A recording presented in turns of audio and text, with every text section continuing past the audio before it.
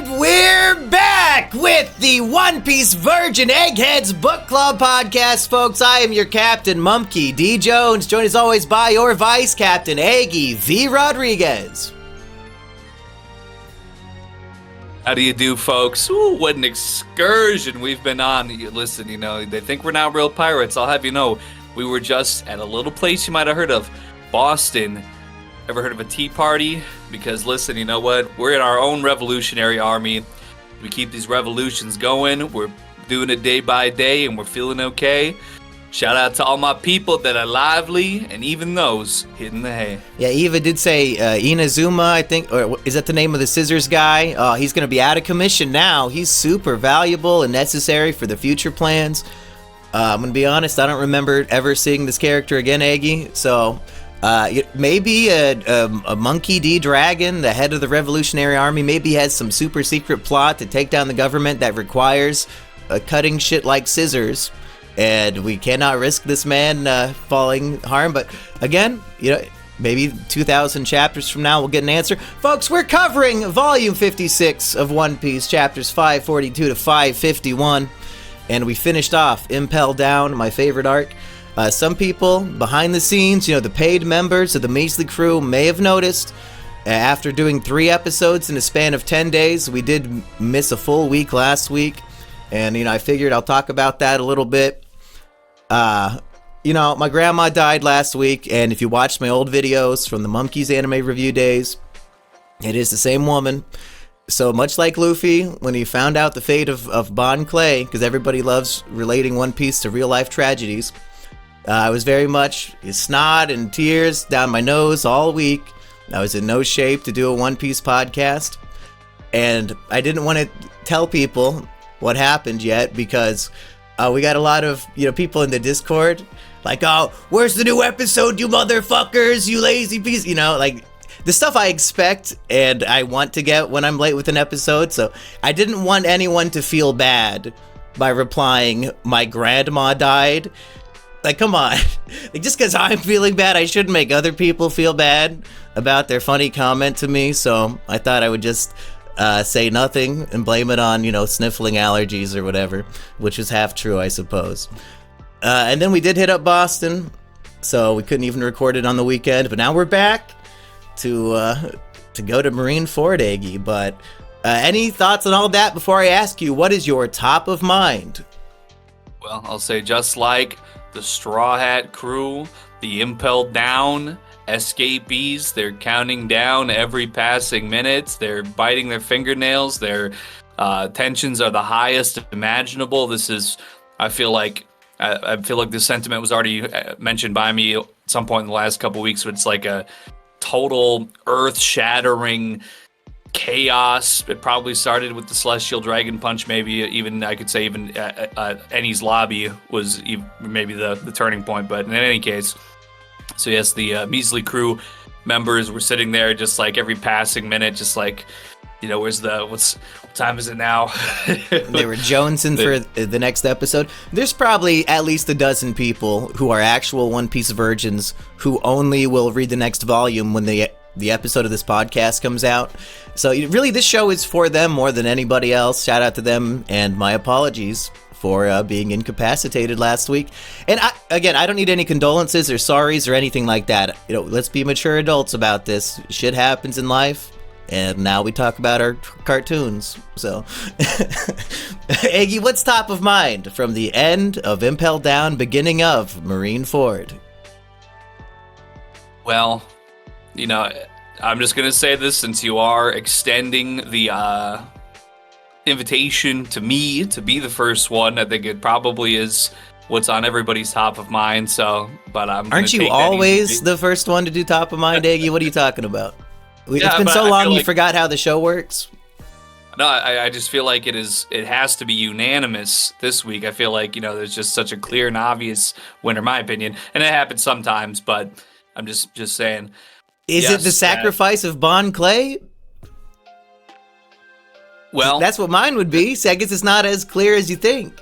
All right. Well, in any case, you're right. You are absolutely correct. Damn it. Well, no, you're correct that it's not the same. Oh. Wow. Pulling a Julie Chen on Mind ya, if you blown know, you know. over and over again in this conversation, but go ahead.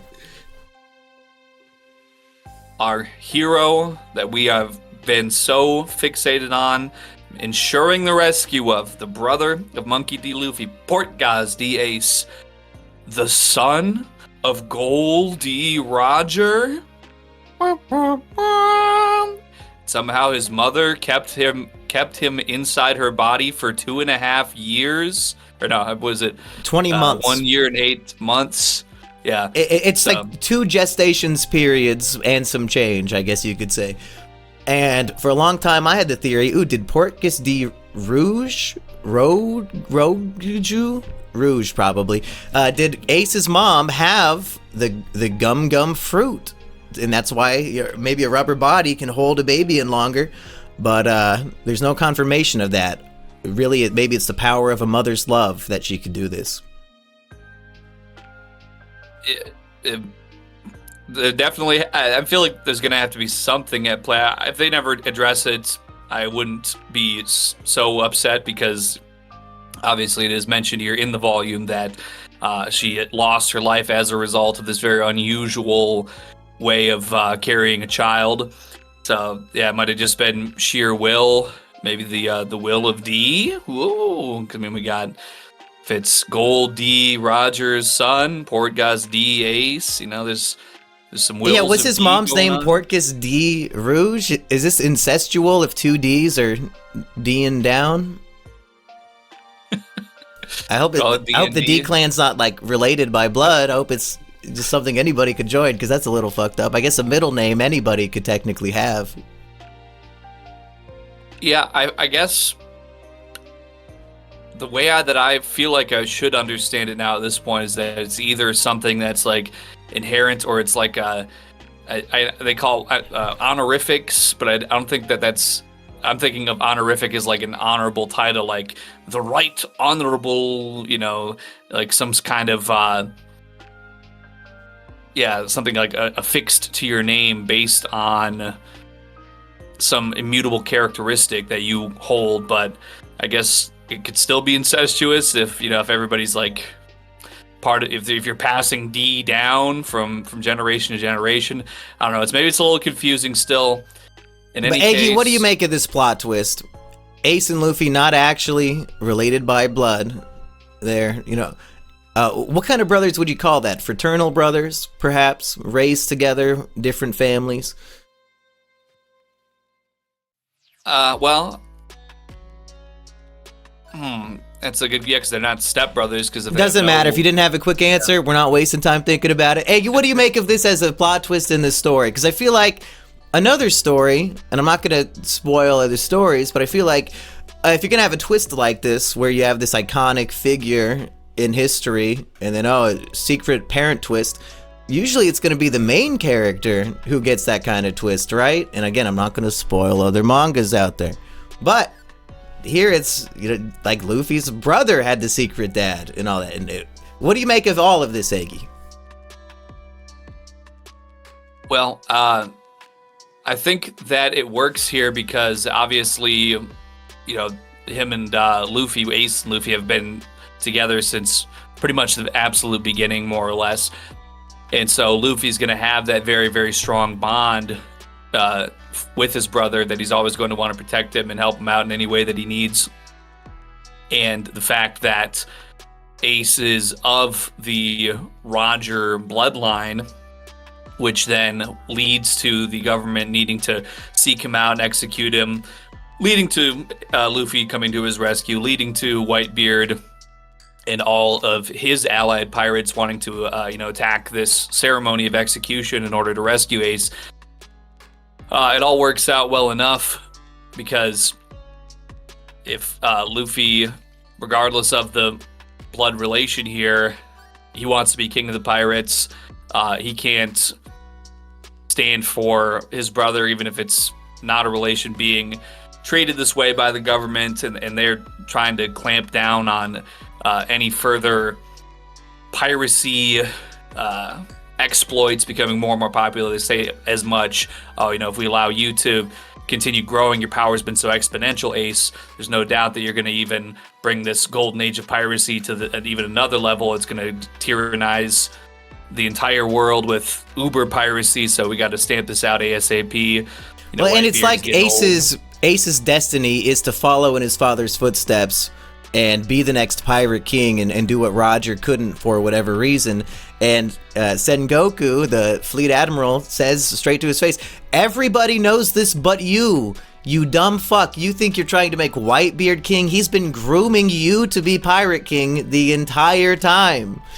And Ace had no idea. So really, it's like the legacy and fate of the One Piece world hinges on this execution.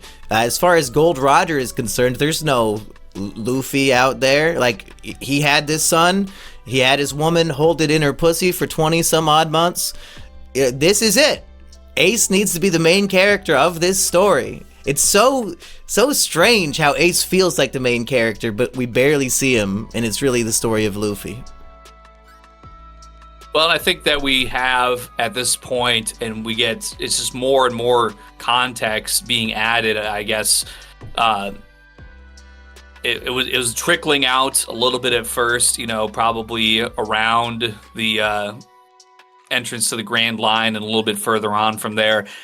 And then now just we're really just getting hammered with a lot of context, the things that are building up the might of all these different crews from the New World with the Whitebeard Pirates, with the crew of the Oro Jackson. It's everybody that's been already out here and doing their thing while we were still focused on what was going on in the East Blue, while we were still focused on just even the formation of the Straw Hat crew in its original form with, with like Zoro, Nami, Luffy, and Sanji.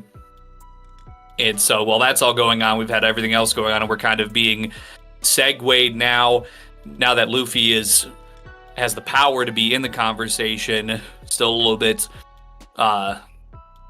low on the totem pole when we're looking at people like Blackbeard, Ace, these new Whitebeard captains that we really have no knowledge of yet, but they all sound and look horrifying. The Navy admirals. So now, as we've been kind of over here with the Straw Hats, I feel like we're kind of being eased into this conversation. The scope is turning a little bit, but it also... You could say Luffy's like an ant in a hurricane. Oh, absolutely, yeah. And I shouldn't even say ease, because, like I said, the chaos, just as Magellan says in this very volume, how could one simple intruder cause like this enormous amount of insanity? This is unlike anything they've ever seen. Although, to be fair, he doesn't... To put it all on Luffy is not fair when Buggy had already escaped from his cell before Luffy got there, and then the Blackbeard pirates show up, Eggy. Ooh, that could have been a top of mind on its own. Very beginning of the volume, fucking who comes a knocking? But my favorite pirate in the whole story. I guess I don't want to jump out of top of mind, but were you excited to see Blackbeard pull up, Eggy? I was certainly surprised. I was like, and I'm still not. It seemed like he was there to meet Shiryu, or I don't know if that was a coincidence that they happened to come, because I don't know, like, what exactly is Blackbeard here for? Good question, Eggy. What is Blackbeard here for? Very mysterious man. Yeah, because I'm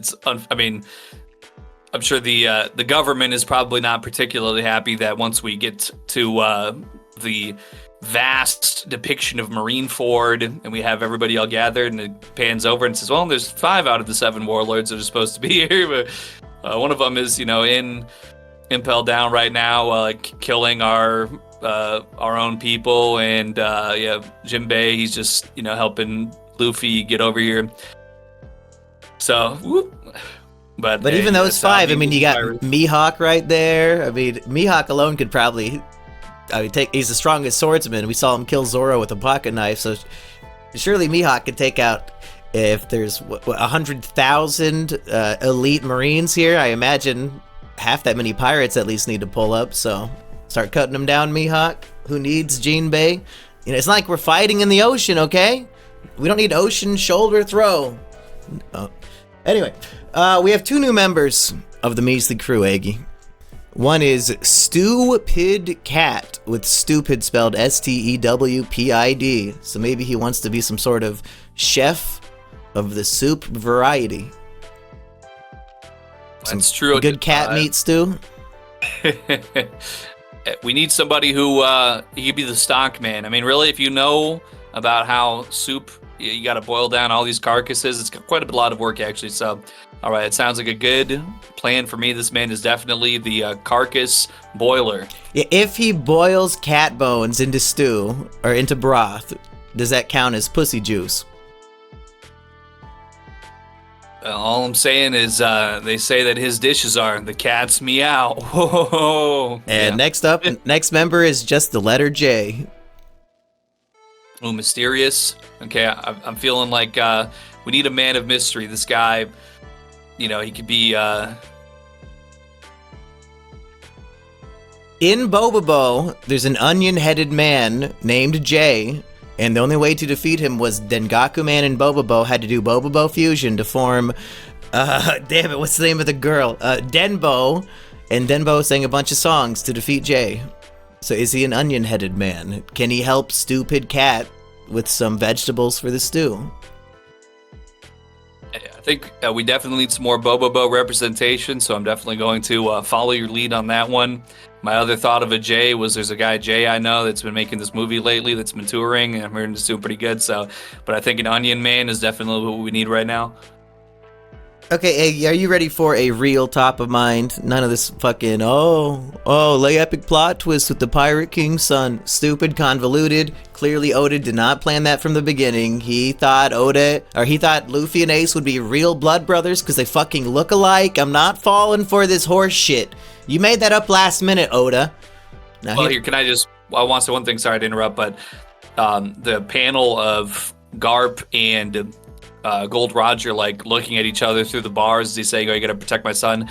Tell me that Gold Roger does not look like exactly like Luffy with a mustache there. I mean, I don't know, that's kind of sussy, but all right, not to interrupt any further, go ahead. Well, maybe all these D-Clan people are related, who could say? I didn't even know my other cat was in here. Oops. She just came up and rubbed up on me. Here's a real top of mind, Eggy. You know how our rival in the podcasting world is the other One Piece Virgin podcast?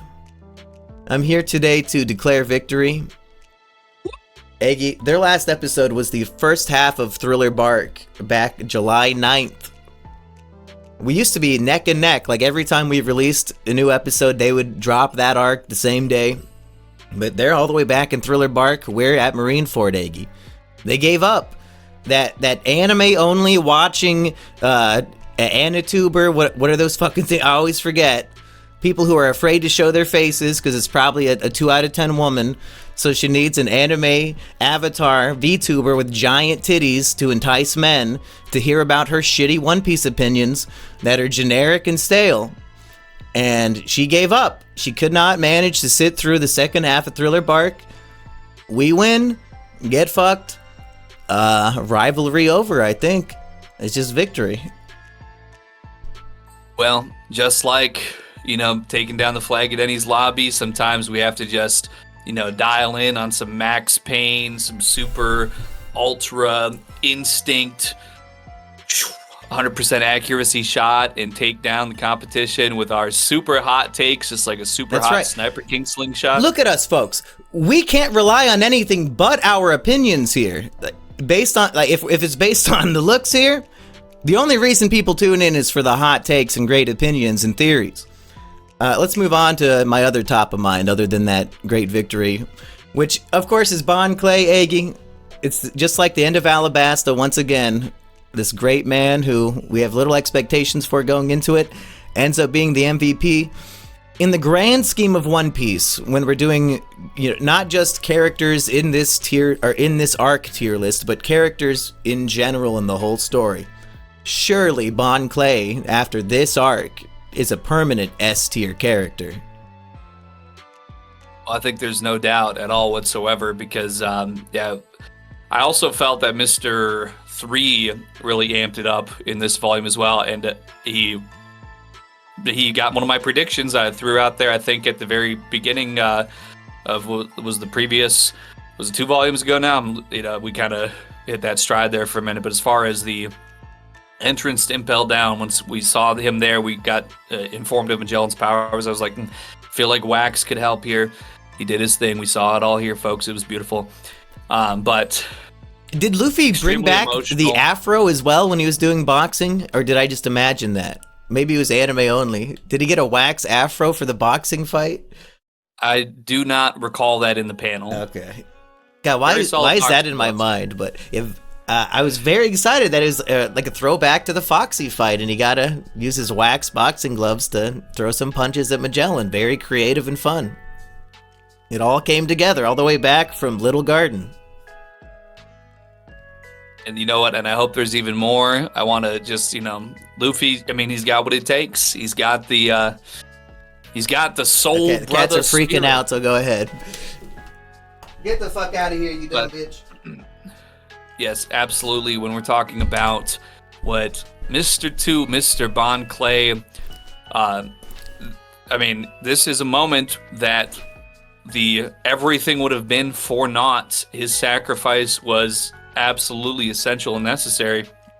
And I'm going to go also on saying that when Luffy punches Buggy in his big red nose, he says, there's no reason to believe that Bon Clay is dead. Now, maybe, I don't know, it's a little tough because Magellan, I don't want to go on 10 different routes here, but Magellan's power is, I feel like, one of the strongest, especially after this volume, of anything that I've seen in the entire anything so far. He defeats the entire Blackbeard pirates 1v5. People forget this. Magellan defeated Blackbeard and all of his crew without even trying in one fucking just attack of venom. If he was not in Impel Down and shitting 15 hours a day, this is surely an admiral in the Marines. Like, Jesus, it's the scary. He's literally looks like the devil. He's the scariest monster chasing you out of the castle as you try to escape. I love Magellan. I don't know if he could be S tier considering he's only in the story for these 20 some odd chapters, unless we see him again in the future. Spoilers, but definitely the scariest and most effective, and not even a villainous guy. I love that he's a prison warden for rapists and pillagers, and sure, he's torturing them, and I don't like that. I don't like the way that the prisons run, perhaps. Most of these people maybe don't deserve quite that harsh of a punishment, but still, the fact that his villainous behavior is stopping pirates from destroying the world by escaping. And there's a great scene where, who's the underwarden? I forgot his name. Hannibal. His final stand, where he gives that big epic speech, and we finally see his true colors. The reason why he wants to replace the warden is because he is passionate and actually cares about this job, and he thinks that he would be more competent because he's not shitting 15 hours a day. And I might have wrote down the direct quote, but he just gives this beautiful speech about how he needs to protect innocent people and not allow any of them to take one step out of Impel Down. And then I think like Luffy or somebody just obliterates him. Or was it Blackbeard? Blackbeard walks in and just shuts him down. Yes. Yes. He hits him. It's it was a pretty brutal strike there. And just speaking of Magellan's power, in one other instance here, he says something along the lines of, this technique that I have here, I'm not supposed to use it here because this one attack could literally just destroy all of Impel Down with one attack. The Judgment of Hell, that is like a huge, like, shadow image. Like, it's basically a large poison elemental that, like, one of the fingertips is the size of like Luffy's entire body, and it just like launches up and just goes. So back to the point, we're talking about how strong he is. You really think Bon Clay is going to survive this one? I mean, Magellan says, "What are your final words?" And what does Bon Clay say? Satisfaction. How's that for a final word? Well, I mean, he got his friends to escape. I'd be satisfied too. I think it's the absolute best choice, because I mean it. Yeah, you might get me, but I fucking got you, motherfucker. We won. Bon Clay, bad enough first time around, he sacrifices himself to be arrested. But now he's sacrificing his entire life. Official prediction, Eggy, will we see Bon Clay again? Well, it's difficult for me to say that, but here's what I feel like, at least for certain, because Luffy, as they have this last minute transponder snail communication, Jinbei was told by Bon Clay, hey, I'm gonna get in here, I'm gonna put on my disguise, I'm gonna get these gates open, and when that transponder snail loses connection, that's when he can tell Luffy. Well, he tells him ahead of time, so they're able to maintain a little bit of communication from inside the level 1 control room between Bon Clay and everybody who's on the ship and making the escape. And Luffy says something like, you always are doing so much for me and I can't pay you back. Well, I think that in the worst case scenario, if Bon Clay is left up to chance, like whatever happened to him, and if there's not a concrete answer, I would like to think that in the future, Luffy will, in some way, shape, or form, seek to memorialize him in a way that is very meaningful, even if he is, like a MIA, uncertain. Because if he got hit by Magellan, he could have just melted into a puddle with his poison attack. So, yeah, unless you have Ivankov, the miracle worker, to inject you with hormones, maybe there's no way to heal up. Thankfully, Shiryu of the Rain healed up all the Blackbeard pirates. I'm glad we got to see that resolve in this volume, so we weren't left spending Marineford thinking our dear friend Blackbeard might have fallen. Should we start? Say one thing. Oh yeah, go ahead. Considering that we've the second that Shiryu is released on this circumstantial reasoning, he immediately starts killing the Impel Down guards just to test. As soon as he gets his sword, he's like, time to start cutting. I would think possibly that this is not super great if it is true, but if they go up and they make their way up and Bon Clay is there and like fried and about to die, and Blackbeard is thinking to himself, he's a little happy-go-lucky, he's a little kooky and crazy, but he might have the foresight to say, oh hey, this is a guy who helped out the Straw Hats. I kind of want to kill that Straw Hat because that was my intent from the very beginning. Before I got into it with Ace, I was going to come kill Luffy. But I don't know where he's at now. Maybe if we heal this Bon Clay up also and take him as some kind of prisoner, then maybe we could draw Luffy out by threatening to kill him, and maybe Luffy will want to try to come save Bon Clay. So if they have the ability to reverse Magellan's poison with Shiryu there, then maybe there could be that avenue that at least Bon Clay would still be alive. Wouldn't be optimal if he is taken in as a prisoner or whatever in that way, but at least he'd be alive, so there could be an avenue available for his safe recovery. So official Eggy prediction, Blackbeard will leave Impel Down with somebody that has the power to mimic others' appearances. Bold claim, Eggy. We'll see how it works out. Should we start going through the volume a little chronologically? Of course, starting with Blackbeard pulling up to the prison and black-holing everybody. I love seeing his devil fruit in action because, we don't get it super often, and I'm excited to see it in the final arc if it's used against Luffy or whoever. I can't wait for this actual final battle since we got cucked out of the end of Ace versus Blackbeard. Shiryu gets released and attacks everybody like we said. Were you expecting a link-up of any kind here? Or did you think it'd just be more chaos of just all these random killers, or... Because Shiryu, very quickly goes up the floors and is supposed to stop Blackbeard. But he, immediately just shows up and is like, oh, hey, what's up? Oh, I'm Blackbeard. I'm Shiryu. They're very friendly to each other.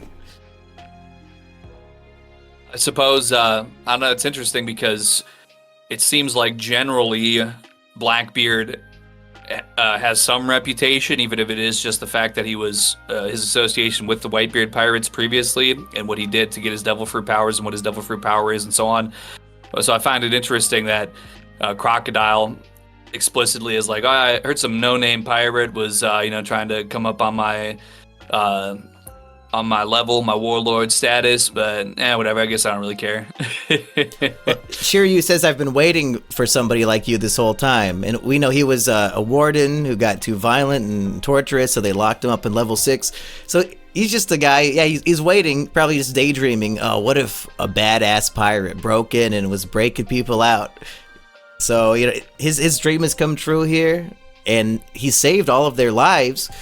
And we know from Bon Clay, that's why he's so loyal to Luffy. Luffy literally saved his life in a fishing accident when they're introduced. So maybe that's why Bon Clay is so willing to sacrifice his life for Luffy. He wouldn't be alive without him anyway. And the fact that Shiryu is willing to save all of Blackbeard's pirates' lives seems like he's probably going to be loyal and vice versa with them. So a very powerful and scary ally for Blackbeard to have. They both definitely exude, Shiryu and Blackbeard both exude that very chaotic energy. Like Blackbeard's ready to just walk in and just start, oh hey, I'm a warlord, see now? I'm just gonna start killing all the Impel guards and just like breaking into the prison for some reason while everything else is going on. Magellan, I just don't even care if he sprays us with all this instant kill poison because we're just not even giving that much consideration. We're just so like, walking around basically 10-ton balls, confidence, just not caring at all. And Shiryu, he's just hasn't missed a beat at all, imprisoned in the worst infinite hell for his unimaginable cruelty, and within being freed within seconds is immediately just killing everybody again. So, and people get excited about him because the idea of the Blackbeard pirates versus the Straw Hat pirates, it feels inevitable, and people are pairing off, okay, who's going to fight who? And up until this point, who was going to fight Zoro? They didn't really have a good swordsman-looking guy. So the fact that this dude's a badass, scary swordsman, everybody perhaps rightfully assumes he'll be Zoro's opponent. And Zoro tards, myself included, you get very hyped up. Hey, if this guy's going to be good enough to give Zoro a challenge, he must be something. And thankfully, I guess we could say the fact that Zoro has been off getting nursed to health by Perona and everything. He should hopefully be in top fighting condition. Getting a ghost blowjob like the Ghostbusters opening. If I've played enough MMOs, there's healing spells could take a lot of different strange forms. As long as it gets results, it's good to go. Speaking of power scaling, those blue gory that were causing people such havoc early on in the arc, fucking Ivankov can wink them away. His death wink is destroying blue gory. Meanwhile, Luffy, Croc, and Jinbei, all these warlord level fighters, they defeat the 3 jailer beasts with an epic triple attack. I don't know why, but just it's so satisfying to see these epic combo attacks with Luffy teaming up with his former enemies, him and Buggy in that one panel before, and now Crocodile. It's too epic for me, Eggy. It's why this stuck out in my mind as my top arc. And I guess when we get to the tier list at the towards the end of this episode, we'll see if it holds up as my top arc. But any thoughts on some of these fights? I guess one thing that comes to mind for me when I'm seeing those epic combo attacks is my gamer mind. I know that I haven't logged into Burning Blood in a little while, and I think that for the people who don't know, it's a one-piece fighting game. I think the PS3 or 4 era.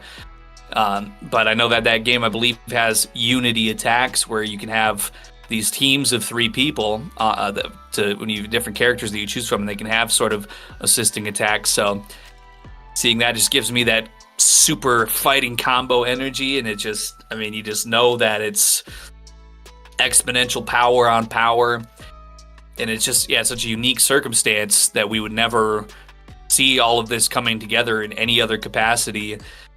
And yet at the same time, the circumstance that precipitates this sort of link up is just the instability of it, the volatility of it, where the world is at in order for this to be coming together is also very terrifying, I feel like, because it's epic, but what possibly there's not going to be a dust your shoulder off and walk away for a tea party. You're not going back over to hang out with Rayleigh in the bar and talking about Gold Roger and that. At this point, it's going to be hell or high water, and a lot of maybe something underwater, as a matter of fact, at the same time. Yeah, we did get some comments of people wondering how they built this underwater prison, which, perhaps we've talked about that in a previous episode, trying to figure that one out. Hannibal keeps getting hit with these jet Gatling attacks, but he won't give up. He gives his epic speech, like I said. And is this, are we getting a lot of hints about the far future of One Piece, to have Luffy engaged in this epic battle with one of the big bads of the arc, and then Blackbeard comes in to end the fight for him? I'm thinking, well, is the final fight of One Piece going to be similar? Is Luffy going to be wailing on, the big bad of the government, and then Blackbeard comes in to finish him off somehow? The Will of D, these two enemies with the D in their name teaming up? And, more future thoughts here. Blackbeard does his curb stomping of Hannibal and says, "Enough talk of justice and evil. No matter where you go in this world, you're not going to find the answer to that. It's a waste of time." Now, Eggy, is this another hint perhaps about the location of the One Piece? No matter where you go in this world. Now, if I recall, my dear friend Eneru visited a place that is not in this world. He found a whole city in the moon, Eggy. That's not in this world. Could some answers about truth and justice in the world be found there? Well, I think this volume has actually given me a perspective. I think I'm ready to make a prediction about the One Piece. I'm ready to hear it. Because, if the One Piece is something that you could search all over for and never find, it's, Gold Roger is, mentioning it before his execution. He left all his treasure, and the anime dubbed open. He says, "I left all my treasure in one place." You can't trust that. It is One Piece. I'm just saying, but my thoughts actually converge successfully on this. Well, I don't think anybody in history up to this point has ever had their child be held in a womb for 20 months. Was his idea, "Oh, my great treasure is my son, Port Gaz the Ace. He's going to be born. He's going to lead the revolution that I couldn't." So he's actually the one piece of treasure that's going to, revolutionize the entire world. And none of you can know about it. You can all search for it all you want, but my wife has a magic pussy that could hold a baby for triple the length of anybody else. I don't know exactly how that. Maybe there's something involved here that maybe she got blessed by a magic spell or something. But anyway. So the irony would be Luffy is dreaming of finding the One Piece, but he spent his entire childhood with it. It was the idea, just to spark up the. It's going to engage and inflame this golden age of piracy. There's going to be a lot of people that are all getting out here with their crews. They're boarding ships. They're getting to the Grand Line. They're getting to the New World and all this stuff. They're very amped up. They're all looking for it. Whitebeard, he has got Ace under his wing. He knows the real deal. He's powering him up to be the king of the pirates among this new, more piratized world that Gold Roger helped build up with his legacy. Now this, it was small fries. Now it's a big global enterprise. They're working with the government. You got the warlords. There's so many things going on that were built up, and now Ace could be installed after his training and his inherent ability. Boom, to the top.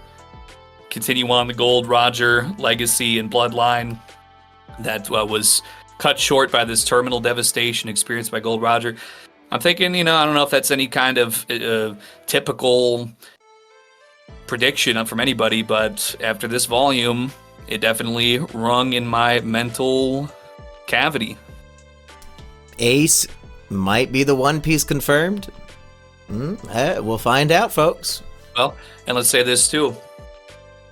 They say that, women are magic, and they're our real treasure because they give life. So when he says, "Oh, I kept all my treasure in one place," who knows? Maybe Port Gazdi Rouge. Maybe she's got some other greater element or some connection here as well that isn't just specifically Ace in his life and his existence, but. Yeah, I'm definitely getting some pangs. It's like I said, it was definitely hitting me a little bit to think that. So, and Luffy got some pangs of anger and rage coming face to face with Blackbeard and realizing, oh my god, the guy I met in Jaya is who my brother was chasing after. The man who captured him and is responsible for all this mess is standing in front of me, you motherfucker. Goes into rage mode, and this is shocking, obliterates Blackbeard, sends him flying, crashing into a wall, and screaming in miserable pain. Blackbeard is consistently shown to just take the brunt of an attack, starting off a fight and looking weak as hell, but then his vortex powers are so OP that he can recover. And evidently, Luffy temporarily lost his rubber body because like getting crashed into or like punched or whatever by Blackbeard caused him horrible pain, and he was like spurting out blood. I don't know if he's felt what it's like to not be rubbery in over a decade. I'm sure he's definitely had a significant amount of combat since then that he probably didn't experience as much of at that younger age, if any. Yeah, it's definitely new to him, I'm sure, and I'm sure also has no idea. He doesn't stop to question it. He basically goes like gear shift immediately. He's immediately very upset, very powered up. He's ready to rock and roll, which thankfully Jinbei recognizes, yeah, you're already living on borrowed adrenaline time. We ain't got time for all that. But could have had the final showdown this early, if only. Although Luffy probably would have lost if Ace lost. And I guess also, after he's struck by Blackbeard with his dark fist, and he kind of negates the devil fruit powers of Luffy at that time, which has him take this damage he normally wouldn't take, he doesn't even get the chance to attempt a gum strike either, because it's just as he's yelling that out that he's ready to, when he's about to do something, that's when Jinbei stops him. So I don't know if he would have attempted to do a gum strike of some kind, and he wouldn't have had the elasticity. I can't remember 100% if Blackbeard needs to drop like an area of effect to continuously. I think his black hole can like suck you towards him, and then once he makes contact, maybe you lose your powers. But I don't think we actually know. Maybe we should play the video game and see if that teaches us. We get good Blackbeard dialogue. Luffy says he's going to rescue Ace no matter what, and Blackbeard says, I won't say you're wasting your time. Nothing's impossible in this world. More epic quotes of believing in the dreams of men and pirates, like when we first met him in Jaya. And I like that our head villainous pirate of the series has the most inspirational quotes so far. He says the One Piece definitely exists. Does he know that? Because he fought him on Dawn Island or whatever where Ace and Blackbeard fought. But is that how he knows it exists? Because he had it in his own hand.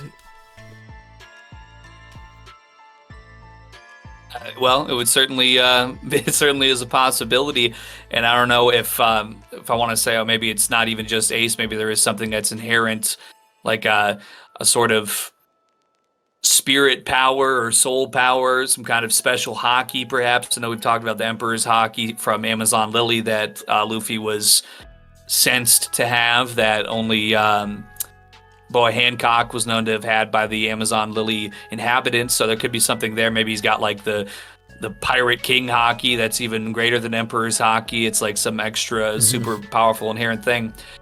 But then I have to wonder, okay, well, I don't know if that necessarily makes sense, and that he would just leave and not attend the execution in order to go like fuck around and Impel Down, because then why are you doing that if there's some reason to some kind of power that Ace could exhibit that could be beneficial for you to harness or something.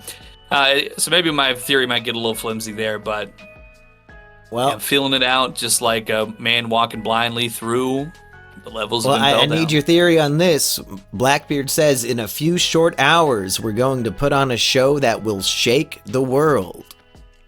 What is Blackbeard planning? He's in the pits of Impel Down right now, and the story's moved on to Marineford, so how's he going to shake the whole world when we've moved past him?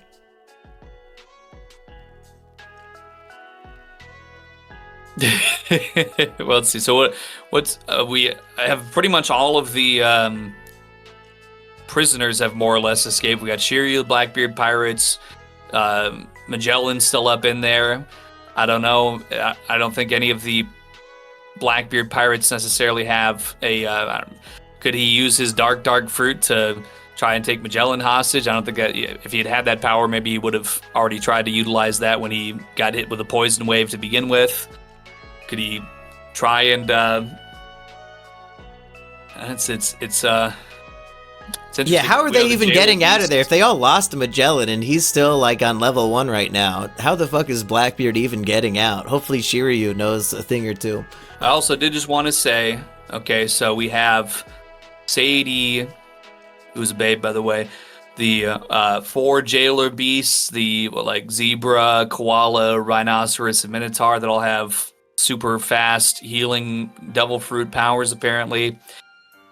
Maybe any of these, I would imagine, could be responsive to Shiryu's leadership, with him having been previous co-warden or whatever. So maybe they shouldn't, because he was a bad guy, but still a possibility. They're coming back up to the top. They're going to be passing all of these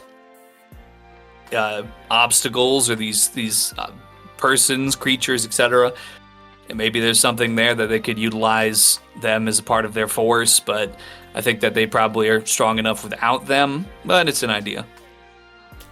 Like we were saying, Mr. 3 utilizes wax, making wax walls and wax weapons so that Luffy can defend and attack Magellan while they're all escaping. It doesn't really lead to much of a fight, though, just barely trying by the skin of our teeth to get out of here, and Eva has to use a big ol' wink with his big ol' head to get everybody out of there. And then really, Jinbei becomes the star of the show with his, as like the biggest fishman, the strongest fishman perhaps we will ever see, as the only warlord of the fishman. Once he's in the water, he's Aquaman on steroids. Like when he called in all those fucking whale sharks to save the day, it's like if you could summon 100 Going Marys to come save you from Eni's lobby at any time. I thought that was almost overpowered, that he could just get 100 whale sharks to show up. And then when he's underwater, he could just throw who knows how many millions of gallons over his shoulder to obliterate a ship. Yeah, it's a little chin scratching-y, because we're in the top currents, and we're in the Edmund Triangle, where they're all these whale we're sharks. We're approaching the current. You have to go through the gate, right? Mm-hmm. Oh, right. It just seemed like, I guess they must have been nearby. Passing school. Hey, you know what? More power to him. It's Jinbei's thinking on his feet, rather his fins, perhaps. But and then he's swimming through the ocean with a giant Impel Down door on his back, carrying Buggy and Crocodile. So Jinbei, he's the MVP of Impel Down, almost certainly, if not for Bon-chan, of course, Bon Clay. So I love all the usage of all the side characters here. It proves that One Piece does not necessarily need all the Straw Hats. The supporting cast is just as good and could be the main characters of their own story. Yeah, it's definitely a lot of strength from Oda here in being able to flesh the nuances out of all of their personalities. We have obviously been exposed to them before. It's not totally new, but even when we have such people like Shiryu or Magellan that have been just really contained to the last volume or two here, we just, even with a little bit of setup, we're still able to get such a good feel for their temperament, for their personalities, their morality, their mission, their strength, and so many different things. So Oda just really is this, as you were saying, shows that his writing is so exquisite, so excellent that he could just even work with the side characters in the same capacity as our tried and true beloved cast that we have come to know and love. And as Marineford begins and we see all of the Marines' forces, and we have a whole 500 chapter story of experience with like Aokiji and Kizaru, so we know just how terrifyingly powerful these guys are, and to see just all of these forces together, like Smoker's there, all these giant Marines, there's like 12 giants, the 3 admirals that we're afraid of, Sengoku, but we don't know, if he could even do anything. He's just like the old man leader. These 5 warlords, like, yeah, we need to show that Jinbei and Crocodile are still strong as fuck if we even stand a chance at invading this place. Although, we need to talk about Buggy and a little bit Crocodile, because both of their goal right now is not to save Ace. They both want to kill Whitebeard, who in theory is Luffy's ally in saving Ace. So this might be a big clusterfuck, Eggy. What do you think of the fate of Whitebeard in this war? Will Buggy the Clown get his head and replace him as an emperor / Yonko?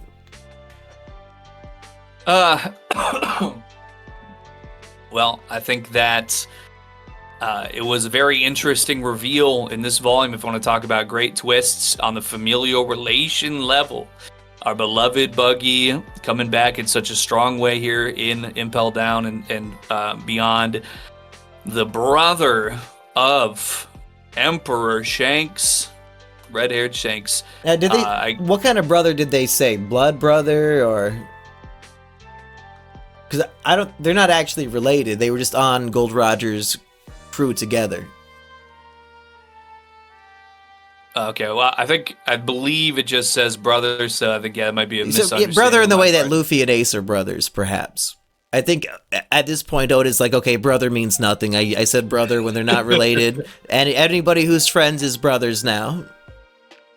Okay, well, it is good to know, because I felt like maybe when I pictured Buggy and Shanks, like, facial side by side, with like, maybe if I kind of like mentally remove Buggy's makeup, like I could definitely see like a similarity in appearance beyond that. It's much more likely that Buggy is related to Vivi because of their blue hair. Yeah, Uncle Buggy, okay. I mean, yeah, he's there's not too many blue hair people and not too many red hair people.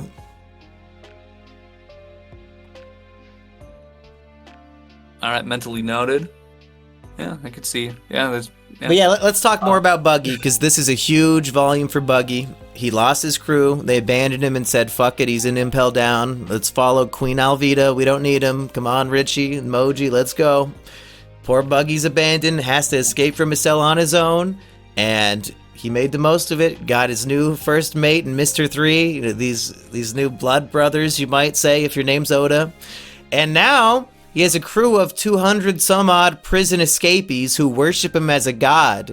They hear this news that he was on Gold Roger's crew. He just led this revolution to break out of prison, and now he's declaring, "I'm going to kill Whitebeard. Follow me, and I will be the new fucking pirate king." He stands like this, as if like begging the heavens to obey his commands. Then the gate just starts opening. I don't even know if we got an explanation of how or why yet, but as far as everybody here is concerned, Buggy is like a messenger of God, I think is a direct quote. He's like up on the side, and there's like just a little twinkle, I think, to show that there is like a single ray of light like beaming down on him as he's holding his arms up like that. And putting yourself, or at least putting myself, into Buggy's shoes, this is kind of a moment where he really does have to go make or break. He kind of has to go all in, because he was just facing life imprisonment, possible execution, and Impel Down. Certainly terrible torture that was so excessive that he was already willing to risk his life escaping. This absolute miracle that he was able to make it out onto this ship, and he's making his way, trying to escape somewhere. well, there's really only one way out when we're considering trying to escape from the Edmund Triangle here.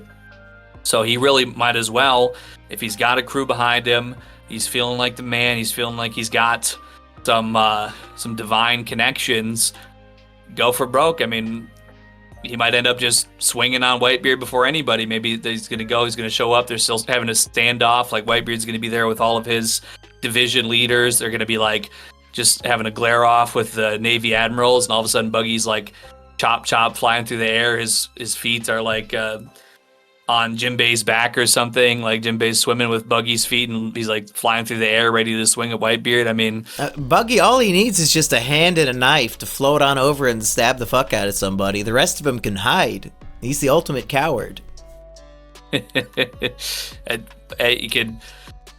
It might be a tactically advantageous way to be here. Certainly his power level is out of its element, but you know, if he's trying to, Luffy is on the same plane as Whitebeard here for trying to save Ace. Buggy doesn't have his crew from before anymore. He's got the new crew, and he needs to keep on maintaining this sort of posturing over them as this exceptional pirate.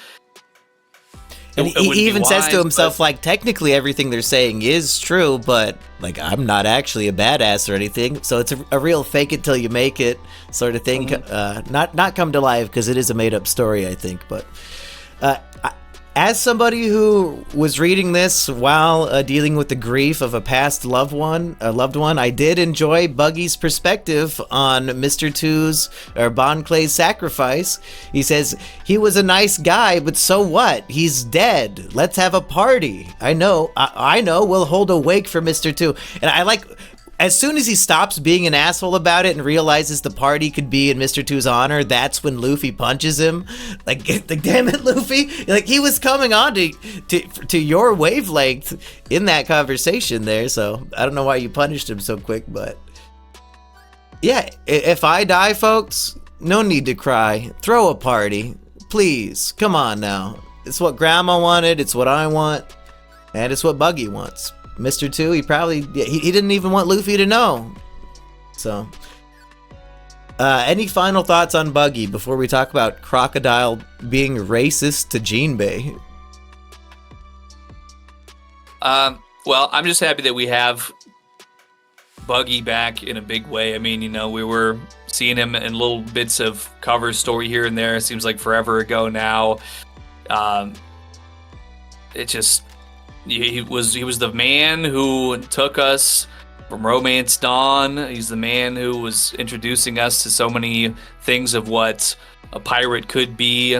Really our first taste of the action on these high seas.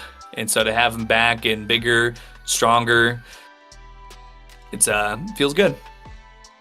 Do we think Buggy knew that Ace was his former captain's son when they met each other on Buggy's ship and became quick friends and partied? Like, they have this incredible connection that they might not even know about. But then again, Ace does not give a fuck about Gold Roger and says many times in this volume, Whitebeard is my only father. You know, my biological father's pirate rival is the only father for me. So what a conflicted young man. We'll get to that, though. I want to finish off the Impel Down stuff. Crocodile says to Jinbei, "Oh, you're pretty good for a fish, man. I thought you were all barbaric, monstrous freaks." And Jinbei, he's busy driving the ship, piloting the ship, so maybe he can't backhand somebody, but he keeps his cool. And he says, "You know what? I'll take that as a compliment. We are barbaric." Which I feel like when people maybe give some sort of prejudice or entirely accurate criticism of us, we probably also proudly wear those criticisms like, yeah, I'm a fat drunk piece of shit. It's a lot of fun. Is that what Jinbei's doing, or is there a different reason to be proud of barbarism? Well, we're looking at, if we want to add some context here, of the Fishman Island following the installation of the Golden Age of Piracy, the uptick in abuse suffered by the fish people. And then prior to Whitebeard kind of bringing in a bit of defense for the fish people there in their island, taking lordship over them that way. There's a term out there like, I am what you made me, basically. I'm sure the fishmen were probably not particularly inclined to what we would perceive, or what Crocodile and the greater human population here would perceive as barbaric behaviors, but they probably began being provoked in their relations with these pirates that were suddenly popping up out of nowhere, trying to utilize and manipulate and just take what they could from the Fishman Island, from any fishmen that they happened to come into contact with. So they might have had a primitive, perhaps, or a different cultural way of being, but I think that the defensive posturing that was then taken by fishmen against those who resembled their aggressors, their opponents, their enemies, and so on. I mean, you kind of have to embody that if there's no other way. Like, you can't just be vulnerable under those circumstances, because when you were vulnerable, then you're being imprisoned, you're being enslaved, and so on. So I feel like that's why you kind of have to. It could be maybe the source of the insult is somebody you don't respect, so it's actually their insult is validating you. And not to quote Rick and Morty, but Rick once said, your boos mean nothing because I've seen what makes you laugh. So it's like, if this piece of shit guy Crocodile's talking shit to me, I must be a pretty good guy. That's true also. Yeah, like Crocodile, it's not that we've ever seen any other real side from him other than sort of a that he might be a secret woman. Or that also, that's true, yeah. But yeah, from the beginning of his escape, where he's Blackbeard talking to him like, whatever, I don't really care what your plan is, doesn't mean anything to me, and he's not. And Blackbeard says, I see you don't mince words, and so I mean he's just staying true to himself. All he wants is he wants Whitebeard's head. He wants to get out and get his power back up, and he's not trying to necessarily make allies so much as he is trying to just get what he wants and be able to get his power in a place where he can start exerting his will on others again successfully, I think. Eggy, I think that brings us to the end of the Impel Down arc. If we want to wrap up our thoughts on it and place it on the tier list. Let me see here. Let me go ahead and 25 chapters of pure Kino. Boa Hancock breaks Luffy in, and we have he almost dies, has to miracle worker bring him back. Bon Clay, Buggy, all your favorite villains are exposed, not as being 2 or 3 dimensional characters, but 5 or 6 folks. That's very true. I'm feeling probably like, I'm thinking bottom of S tier right now. Below Alabasta, because your S tier is Skypiea, Annie's Lobby, and Alabasta. Those are your big 3. You think it belongs among those above things like Water 7, because Water 7's your king of the A tier. That had Luffy versus Usopp. A bigger challenge than even Luffy versus Magellan.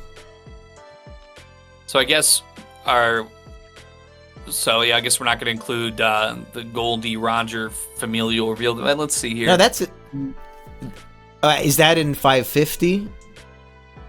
I believe it's 550. It's either 550 or 551. Okay, yeah, because Impel Down ends at 549. That would make sense. It's very epic. It's very chaotic. I like that very much. It's just, I wouldn't put it above Alabasta because I feel like Alabasta was a lot more rich in the lore that I like. Water 7, that is true, it was very emotional. It had Puffing Tom and everything like that.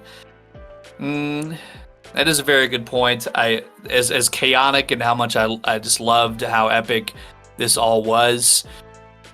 Maybe it just was just a little light on the lore, yet in a way that would put it up.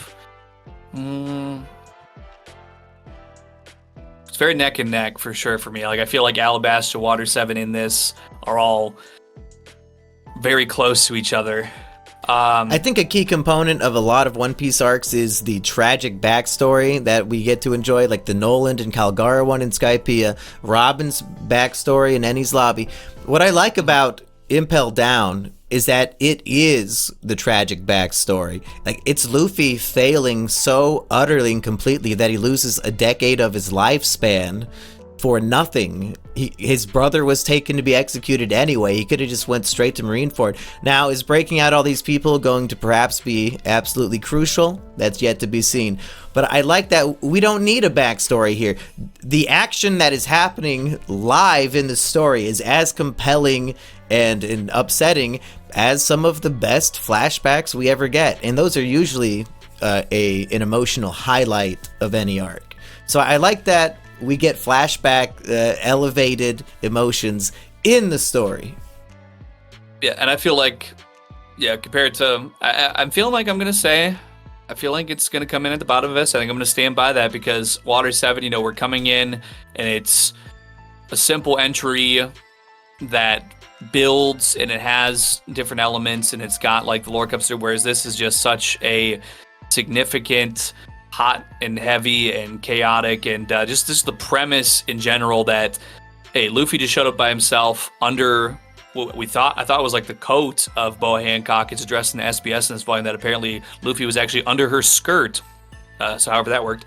So Luffy comes in the skirt of one of the warlords of the sea into the most heavily guarded prison in the entire world in order to get to infinite hell to try to break out his brother, and goes through some of the most crazy obstacles that are meant to stop the most terrifying criminals that have ever lived, that their legacies have been wiped from the history books because they're just so incredibly horrible and evil, and Luffy's putting everything on the line to break down into the bottom level of the prison, and as you said, fails and suffers terribly as a result. I think that I just really have to say that I still like Alabasta.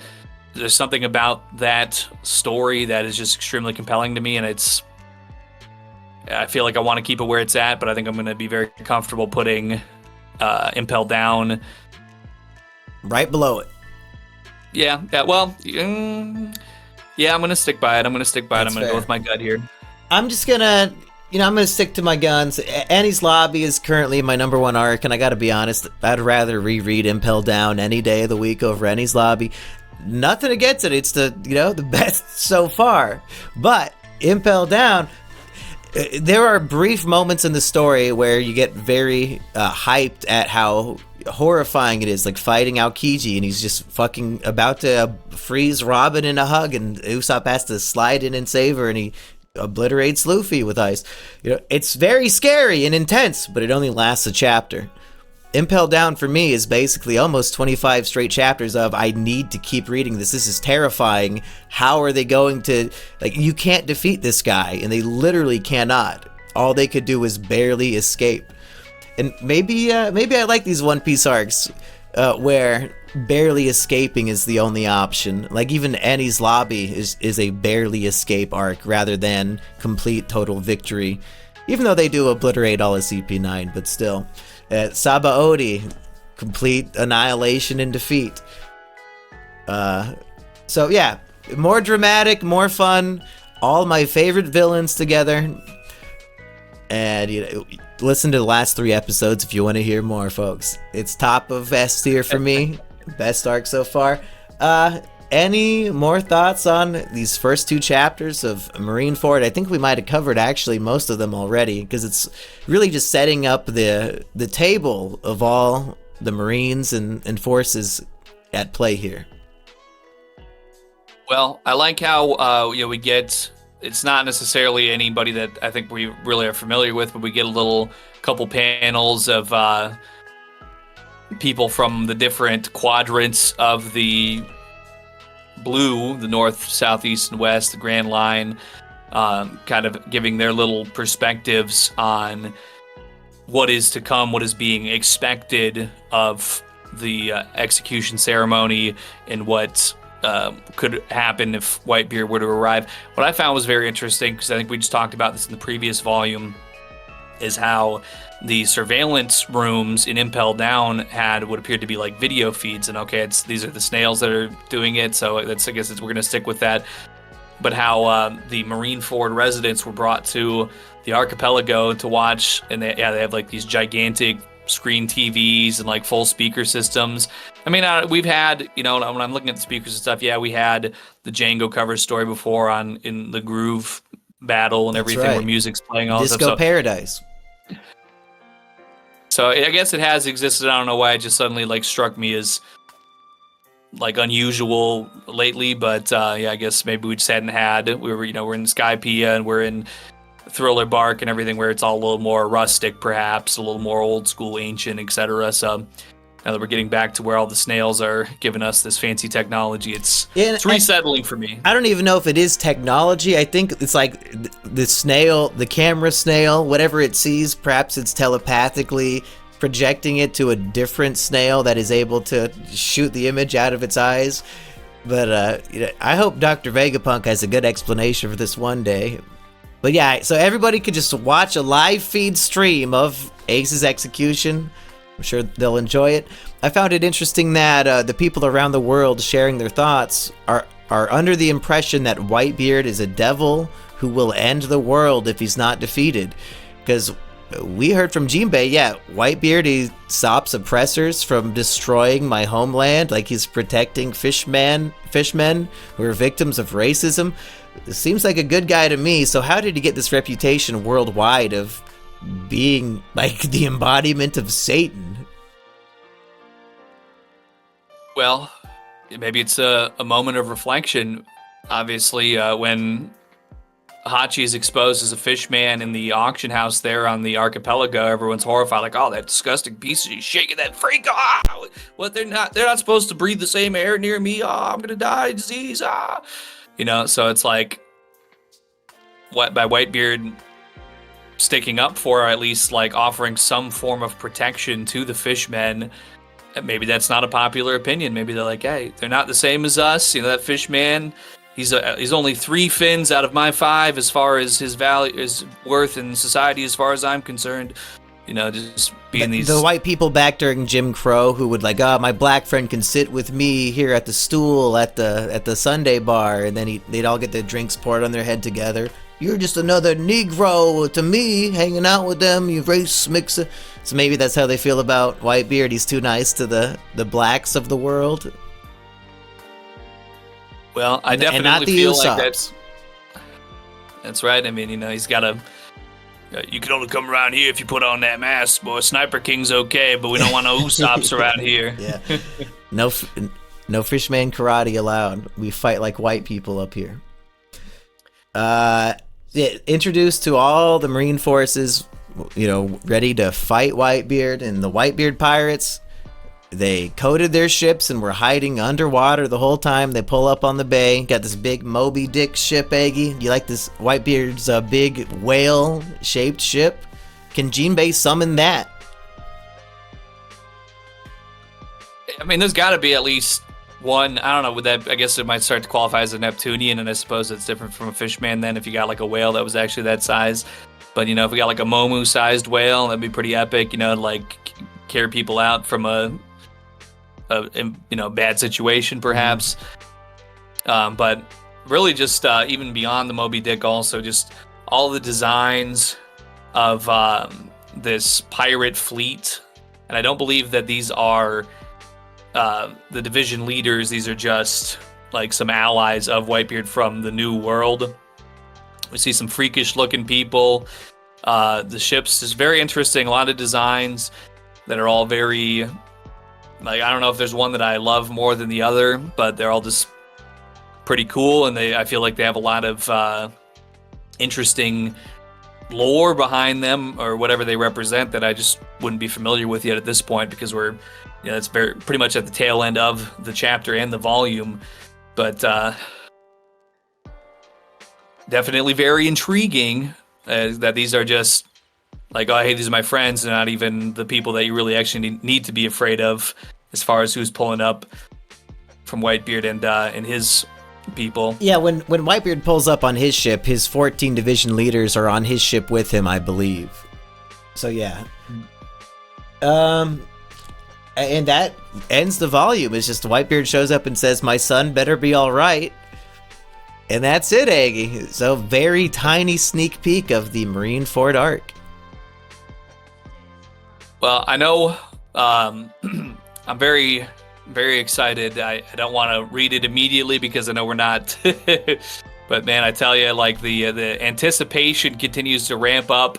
Like I said, I think I'm going to probably keep saying this for another 10, 20 volumes probably. But once that flag got hit at Ennie's lobby and burned, that just like the gloves were off, and it's just been like anything goes, anything could be happening at this point. And I won't lie to you.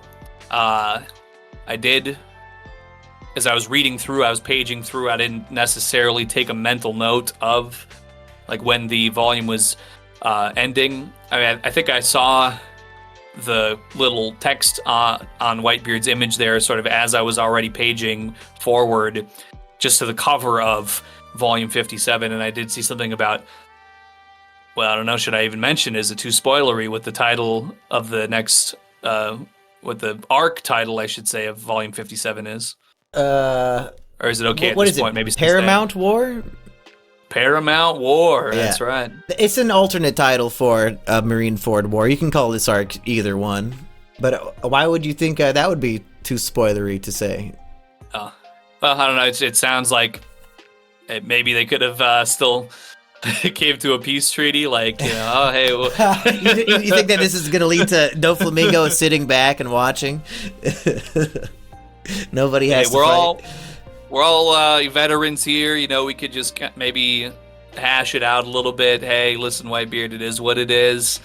It's a little hectic here. We just got to kind of kill Ace. It is, you know, it's like, hey, we got to stop the pirates from going crazy. Do you have any predictions for how this war is playing out? Because we got all these factions with Luffy's crew is coming in, Whitebeard pulling up, all the Marines. Somebody said, oh, there's going to be hundreds or if not thousands of casualties. Do you believe that? Is any named character we know or care about actually going to pass away in this war? Or is it going to be a bunch of skirmishes?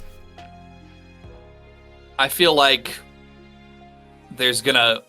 If I had to guess, there might be maybe 2 chapters in the next volume of like facing off, glaring off, some words exchanged. Everything's so cramped in Marineford right here. Even if there's all the families have been evacuated and everything like that, it's the space for combat in the bay and up in the stands here, like in all this where the admirals are up along the front here. I feel like it's so minimal that, and these are such powerful people that like if even one-on-one out of somebody off Whitebeard's crew and like one of the Navy admirals or whatever started fighting, like all that's gonna just be like exploded and destroyed instantly with like a single punch. So like I just don't know how there could be any sort of sustained combat right here and right then. There might be some back and forth firing of like battleships or something, maybe some retreating, bringing Ace back into Marineford a little bit deeper to pause on the execution while they have some fighting. Or maybe let's cut his head off now. It's just like, oh, we don't got time. That's probably not going to happen. I don't think Ace is going down yet. He's got to be the one piece. He's got to validate my extremely spotty and not substantiated theory. But I just feel like I don't. Will Buggy kill Whitebeard is what I'm asking. We're introduced to him. He's a man past his prime. He's literally like hooked up to IVs and shit. He's got his sexy nurses to, you know, keep him happy in his final days. You know, rest in peace, homeboy King Cobra. We haven't really talked about that on a podcast yet. If King Cobra deteriorated at 34 and Whitebeard's introduced to us as an old man past his prime, maybe it's time for Buggy to fucking stab a hole through his neck. I don't know. Well, what I could say is that would be an extremely awesome way to kind of like fire the powder keg. Is that, you know, like Whitebeard's up there, like, you know, talking his talk, and the Navy admirals are all kind of like squaring off, like, you know, the tumbleweed is blowing across the top of the water, and all of a sudden, yeah, like Jim Bay just like comes in and like crashes into something and like Buggy starts like flying over to try and like catch Whitebeard off guard and like stab him right there. That would be pretty funny that's how it goes off. It just like blows everything up immediately, and that might be chaotic enough perhaps. It might provide a window of opportunity for Luffy to try to do something to grab Ace and get him out of there, maybe something like that. So that's a good way to think about it. It wasn't my first thought. I think there's still going to be a little bit of that deliberation going on, but I think probably it would be in the best interest of our most prized characters and their well-being to kind of go a little kamikaze on a situation like that. And once again, wouldn't be great for the Luffy and Whitebeard relations, but he doesn't really care about that. He cares about Ace. So if Buggy attacking Whitebeard provides a distraction to where he could try to go after and grab Ace or something, that might be beneficial for everybody to some extent, I would say. Are there any interactions between Luffy and his former enemies waiting at Marineford that you're hoping to see? Like Smoker, is Boa Hancock gonna stop fighting to start fucking Luffy? Is Moria gonna try to take his shadow? Like, so much could happen. Literally the entire story has been building up to this. Like, all the characters are back for one Royal Rumble, I believe is the correct term. That would be epic if Boa Hancock does something to help Luffy capture Ace and like take him away. While it's like Whitebeard attacked by Buggy, Boa Hancock like stones the admirals or something for a second. Yeah. Or even just Sengoku, because he's already been like, Sengoku's been getting raw shit ever since Impel Down. Like, he's the one who keeps getting the calls like, oh yeah, by the way, they're like all the surveillance ships are gone, and he's yelling at Garp and Garp's laughing in his face. Yeah, so it would be a continuation of what we've already come to expect from Sengoku. So if he's like the one that gets screwed over by Boa Hancock, it is what it is. Unfortunate. Should we quickly just also tap on these cover stories, since we get the revelations of what happened to the Straw Hats, and it's not all good, folks? Yeah, let's hear them. Well, Sanjina, Yikes. what? Yikes. Close second as far as the hottest gender swap in this volume. Obviously, Tomboy Luffy in the SBS. What about early on we had Ivankov became a woman, and I thought she was kind of kicking. That's female Ivankov. Female Inazuma was also very hot, if I recall. I don't know if I saw. I guess I might have. That might have been last volume, or even before. Yeah, I think that might have been for sure when they get pulled out of the wolf den into New Kama Land. But I think we do get SBSs of gender swapped Straw Hats. So female Luffy number one. What about did male Nami kind of look like Luffy? Am I tripping? Are they both descendants from Amazon Lily now? Is that my new theory? Is that Luffy and Nami are siblings? I hope not, but it looked kind of like him if I recall. Oops. Yeah. So Sanji, he gets captured and becomes a trans G. I can't wait to see him show back up on the ship in his dress. Usopp finds out he's basically living in the Willy Wonka factory, but with like ramen and other delicious foods. And after one panel of discovering this, he's ginormously fat. So are we going to have fat Usopp from now on? Well, I'm just happy that it happened at least once, because he just seems like such a jolly man. He's had to go through a lot.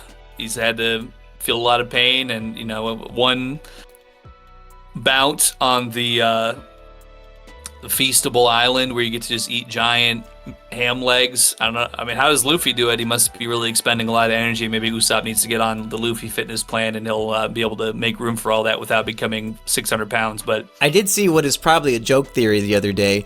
When Luffy meets, Brook or Kami the mermaid, he'll ask, "Do you poop?"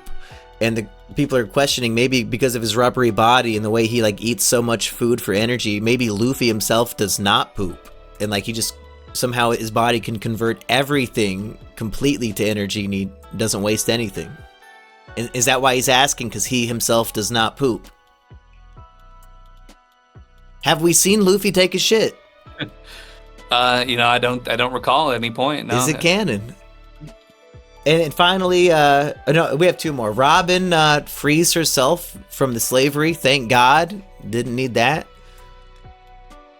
Which I kind of, I feel like that was what I was hopeful for as far as where she was going to, because it just seemed like the most likely thing when we're talking repeatedly about the Revolutionary Army is being mobilized.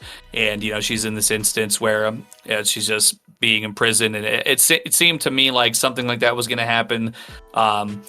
And so, did I get this right? She freed herself and then the rebel army came to save the rest of the slaves, or did they save her as well? Because I like it better that she freed herself and then the saviors like showed up right after. Well, in an extremely hot depiction, she's got like this jumpsuit on that's like unzipped down to her like belly button, and her sweaty boobs are like basically hanging out. But she's got a key ring in her mouth. So yeah, so she did it. Yeah, you know, once again, you know, the government taking credit for what Robin is being able to bring to the table. You know, she's had to suffer that her whole life. And but finally, oh yeah, go ahead. With Frankie, you know, when we're introduced to Baltimore, the mechanical island of the future where the great genius was born, you know, we had our suspicions that it had to have been Dr. Vegapunk, because who we know him that has this 500 years in the future technology. And we are validated on that because Frankie does end up, he's still on Mechanical Island at his conclusion at the birthplace of Dr. Vegapunk after being chased by a lot of mechanical animals that, you know, hey, I like there's like a snake that is like shooting a laser. He's wearing like some kind of, looks like Cyclops' X-Men visor. I guess they're all wearing visors, but pretty cool looking animals, and validated on Dr. Vegapunk being from Baltimore. So, you know, Baltimore. Now, bald people. Is there another nickname for bald people I'm thinking of? Does anything come to mind what you might call a bald person, Eggy? Maybe an egghead? Could it be? Could it be? That is it for the cover stories. Wait, Vsauce, Vegapunk, two geniuses of science? Michael Stevens is Vegapunk confirmed. Is Frankie gonna find Vegapunk in this house? Well, it does say that it's the final volume of his where he got launched to by Kuma's technique, but I mean, we're kind of, you know, we got this war thing kind of building up, bubbling up. I wouldn't even be at all opposed to getting a little more fleshed out. Maybe like, I don't know, a few more panels of what's going on with these guys. I don't know if we will or not, but I think that'd be good for Frankie. You know, I still don't know if he's going to be with the Straw Hat crew forever. Getting some technological knowledge from Dr. Vegapunk could be a benefit, I think. Well, I have to go pee really bad, so let's wrap this one up. Hey, folks, if you want to join the Measly crew, get the episodes 3 or 4 weeks early, and join our Discord and chat up about One Piece with everybody, it's $3. Join the channel memberships of Mumkey D. Jones. Anything else, Eggy? Anything you want to plug? Well, I'm still kind of, as of today, still been kind of finalizing my recovery after we were in Boston. I was walking around a lot and pretty out of shape, so I was cramping up sore. So according to Pokemon Go, we walked about 60 kilometers in those 3 days. A very healthy amount. It was good for me. I think it definitely was, you know, beneficial once all the cramps kind of started healing up. But I'm going to plan on returning to live streaming actually here on the Egg White YouTube channel. That's at One Egg White as far as the channel URL type of thingy is, because we do need to go live to honor the memory of a great man named Josh Saunders. He was a hero of mine, and that'll be coming soon as far as when this video is being published for members. So if you're somebody who's not a member and you're getting this in like a month from now, just go check out at One Egg White on YouTube and go click the live and look for the archive of that stream. So yeah, and make sure you're a member now from then on so you don't miss that again. Rest in peace, King Cobra. And I don't mean that in a One Piece context. Peace, people. One Piece, people.